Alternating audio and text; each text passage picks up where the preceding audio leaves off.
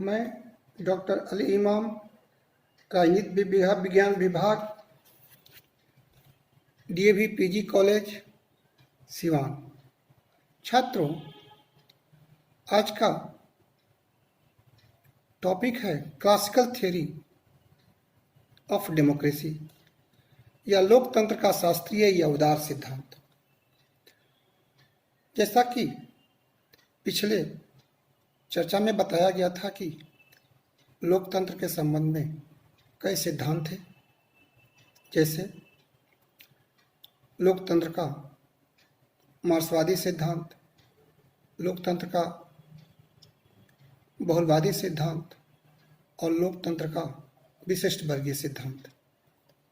ये मार्क्सवादी लोकतंत्र से संबंधित मार्क्सवादी सिद्धांत को छोड़कर जो तीन सिद्धांत हैं, classical theory of democracy, pluralistic theory of democracy और अलिस्टिक थ्योरी ऑफ डेमोक्रेसी, ये तीनों सिद्धांत उदारवादी सिद्धांत के नाम से जानते हैं। जहाँ तक क्लासिकल थ्योरी ऑफ डेमोक्रेसी की बात है, लगभग पिछले 3 सदियों में उदारवादी दर्शन समय तथा परिस्थितियों के अनुसार बदलता रहा है और प्रारंभ से ही इसने लोकतंत्र तथा स्वतंत्रता का समर्थन किया है। लोकतंत्र के विकास की लंबी परंपरा के अध्ययन से उदारवादी लोकतंत्र के मुख्यतः 3 सिद्धांतों या रूपों का विकास हुआ है।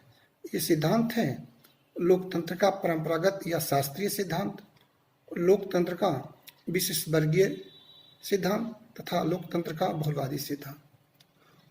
छात्रों, लोकतंत्र के क्लासिकल सिद्धांत को परंपरागत लोकप्रिय सिद्धांत भी कहा जाता है। पिछले 3 सदियों में यह विकसित हुआ है और यह इंग्लैंड, अमेरिका तथा पश्चिमी देशों के राजनीतिक आंदोलन, व्यवहार तथा चिंतन का परिणाम है। आधुनिक युग के प्रारंभ के साथ इस सिद्धांत के विकास को देखा जा सकता है। पुनर्जागरण तथा धर्म सुधार आंदोलनों ने व्यक्ति को ही संपूर्ण चिंतन का केंद्र बिंदु माना है। हॉब्स, जो इंग्लैंड का प्रमुख विचारक था, चिंतक था, ने 17वीं सदी में कहा कि राज्य, सरकार तथा समस्त मानवीय संस्थाएं व्यक्तियों के आपसी समझौते का परिणाम है। इंग्लैंड के दूसरे दार्शनिक जॉन लॉक ने राजनीतिक सत्ता को जनता की सहमति पर आधारित माना तथा इसे सत्ताधारियों के हाथों में जनता की अमानत घोषित किया। इंग्लैंड की 1649 तथा 1688 की गौरवपूर्ण क्रांतियों ने राज्य की निरंकुश शक्तियों पर अंकुश लगाते हुए और संसद की सर्वोच्चता को मान्यता प्रदान करते हुए सीमित सरकार के लोकतंत्रीय सिद्धांत को स्थापित किया। लॉक के सिद्धांतों की कुछ मुख्य बातें इस प्रकार है। पहला, सत्ता संसद के पास होनी चाहिए, राजा के पास नहीं। दूसरे, राजनीतिक सत्ता का न्यायोचित आधार सामाजिक समझौता तथा जनता की सहमति है। तीसरे, सत्ताधारियों के हाथों में जो सत्ता है वह जनता की अमानत है। चौथे, व्यक्ति के पास कुछ प्राकृतिक तथा अदेय अधिकार होते हैं जिन्हें राज्य छीन नहीं सकता है, जिसको लॉक नेचुरल राइट्स कहता है, जो अदेय हैं, जैसे right to life, liberty and property. पांचवें, जनता की सहमति का आधार बहुमत है। छठे, धार्मिक सहनशीलता। सातवें, सरकार का सीमित तथा संवैधानिक होना। आठवें, सत्ता हमेशा के लिए सरकार को नहीं सौंपी जानी चाहिए। यदि सरकार जनता की अमानत में हेराफेरी करे तो सरकार के खिलाफ विद्रोह उचित होगा। जैसा कि लॉक ने कहा है, प्रतिनिधि सरकार तथा शक्तियों के पृथक्करण के सिद्धांत उसके विचारों में अस्पष्ट रूप से मौजूद है। ये कुछ ऐसे विचारक हैं, हॉब्स और लॉक, जिन्होंने 17वीं सदी में अपने विचारों को व्यक्त किया। छात्रों, 18वीं सदी में व्यक्ति के अधिकारों और स्वतंत्रताओं को सुरक्षित रखने के लिए तथा सरकार को निरंकुश होने से बचाने के लिए मॉन्टेस्क्यू ने सेपरेशन ऑफ पावर का सिद्धांत दिया। रूसो ने समान इच्छा का सिद्धांत, मेबले, दिद्रो, हेल्वेशियस, अल्हैबेक आदि ने व्यक्तियों की जनसिद्ध समानता के विचार को स्थापित किया। इस प्रकार वे लोकतंत्र का एक महत्वपूर्ण आधार स्तंभ दिए। अमेरिका तथा फ्रांस की क्रांतियों ने राजनीतिक क्षेत्र में लोकतंत्र को व्यवहारिक रूप देने की दिशा में महत्वपूर्ण कार्य किया। एडम स्मिथ, रिकार्डो माल्थस जैसे अर्थशास्त्रियों ने आर्थिक क्षेत्र में राज्य के हस्तक्षेप को नाजायज माना। धार्मिक क्षेत्र में राज्य के हस्तक्षेप को भी उदारवादी लेखकों ने विरोध किया और इस तरह धर्मनिरपेक्ष राज्य की अवधारणा विकसित हुई। 19वीं सदी में बेंथम तथा जे.एस. मिल जैसे उपयुक्तवादियों ने अधिकतम व्यक्तियों के अधिकतम सुख के आधार पर लोकतंत्र का समर्थन किया। बेंथम ने रिप्रेजेंटेटिव गवर्नमेंट, एडल्ट फ्रेंचाइज के विचार पेश किए। संसद की अवधि को 1 साल, गुप्त मतदान, प्रेस तथा विचारों की अभिव्यक्ति की स्वतंत्रता, मतदान को कारगर बनाने के लिए शिक्षा का महत्व आदि पर उन्होंने जोरदार ढंग से अपने विचार व्यक्त किए। जे.एस. मिल ने मानव के सर्वांगीण विकास के लिए लोकतंत्र को आवश्यक माना तथा राज्य के कार्य क्षेत्र में जनता द्वारा हिस्सा लिए जाने का समर्थन किया।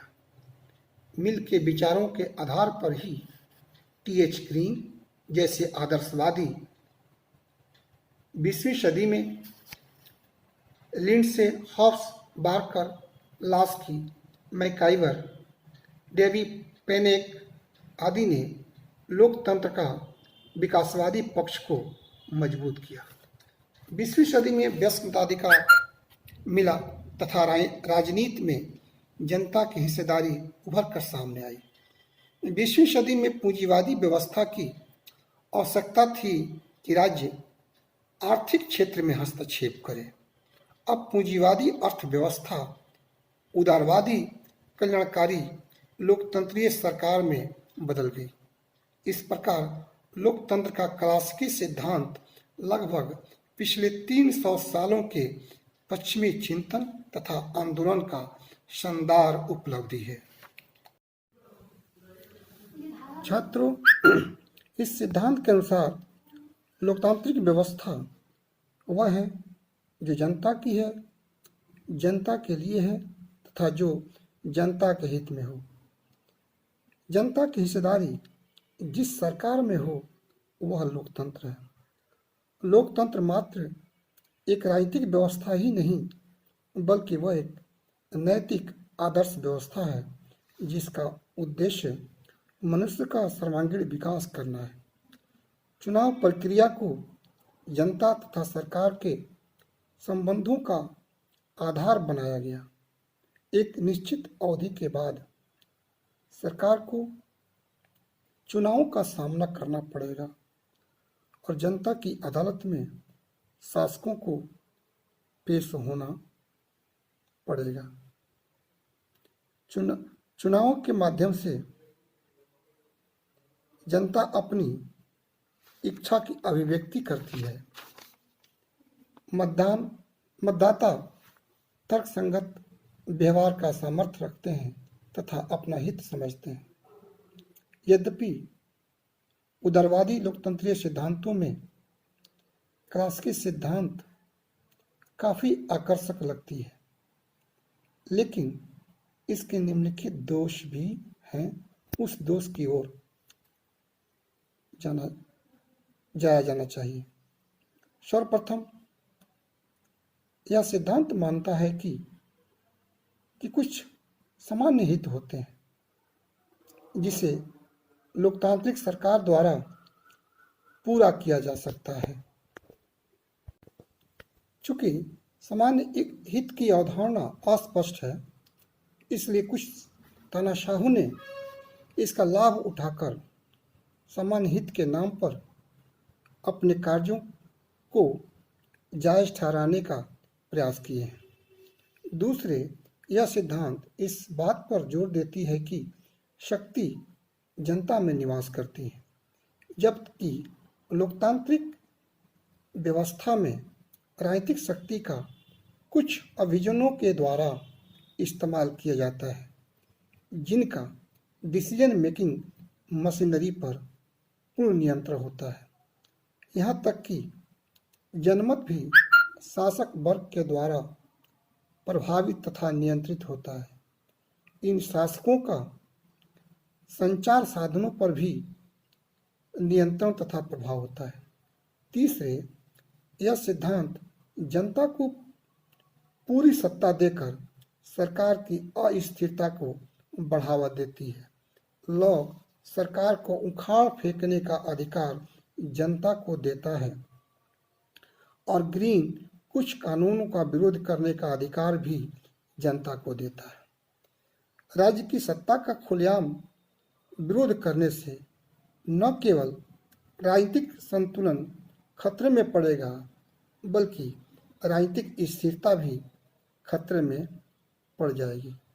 चौथे, लोकतंत्र का शास्त्रीय सिद्धांत केवल कुछ लोकतांत्रिक मूल्यों पर जोर देती है, लेकिन उन लोकतांत्रिक मूल्यों की प्राप्ति के लिए किसी उपाय या मैकेनिज्म